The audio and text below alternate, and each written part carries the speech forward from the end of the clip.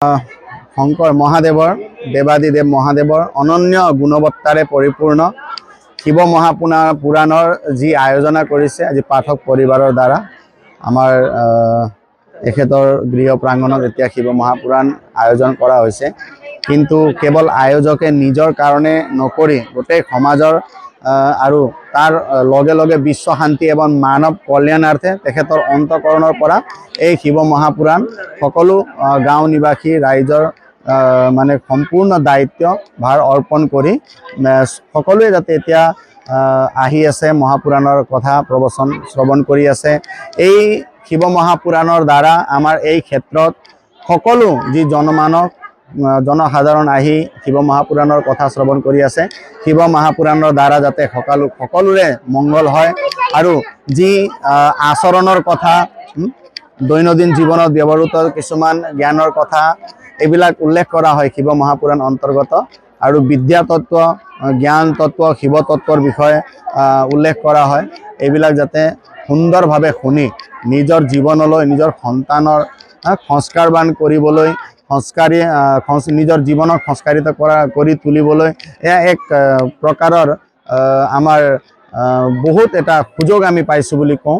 আৰু ইয়াৰ দ্বাৰাই যাতে আমি যদি উপকৃত হওঁ আৰু আমাৰ গোটেই এই ক্ষেত্ৰৰ যিমান জনসাধাৰণ আছে সকলোৱে যাতে উপকৃত হয়, এই কামনাৰে এই একাদশ দিৱসীয় শিৱ মহাপুৰাণৰ আয়োজনত মই ডিমাকুছিৰ পৰা এই স্থানত আহি শিৱ মহাপুৰাণৰ গুণৱত্তাক প্ৰবচন কৰি আছোঁ।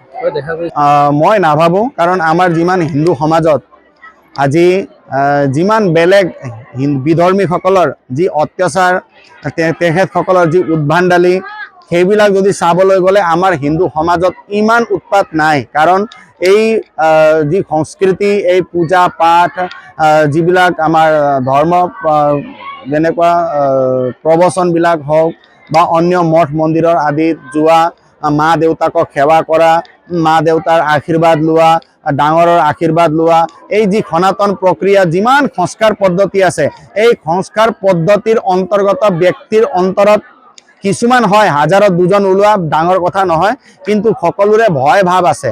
পাপ বোলা বস্তুত সকলোৱে ভয় কৰে। আমাৰ সনাতনী হিন্দু ধৰ্মাৱলম্বী যিমানেই আমি আছোঁ পাপ বোলা বস্তুক আমি ভয় কৰোঁ।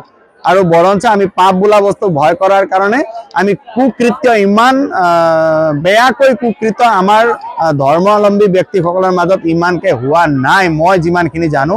আৰু আগলৈ যাতে এনেকুৱা মহাপ্ৰবচন আদিৰে বা নাম কীৰ্তন আদিৰ দ্বাৰা সমাজক যাতে মানে গোটেই এটাক একমুষ্ট কৰিব পাৰি আৰু কোনো ধৰণৰ যাতে হিন্দুত্বৰ ওপৰত সংকট আহিলে, ধৰ্মৰ ওপৰত যাতে সংকট আহিলে আমি সকলোৱে জাতি জনজাতি একমুষ্ট হৈ যাতে সেই হিন্দু ধৰ্মৰ প্ৰতি অহা সংকটক আমি দূৰ কৰিব পাৰোঁ আৰু আমি এই হিন্দুত্ব যাতে সদায় বজাই ৰাখিব পাৰোঁ, ইয়াৰে আমি কামনা কৰি এইবিলাক কৰ্ম আমি নিৰন্তৰে কৰিয়েই যাম।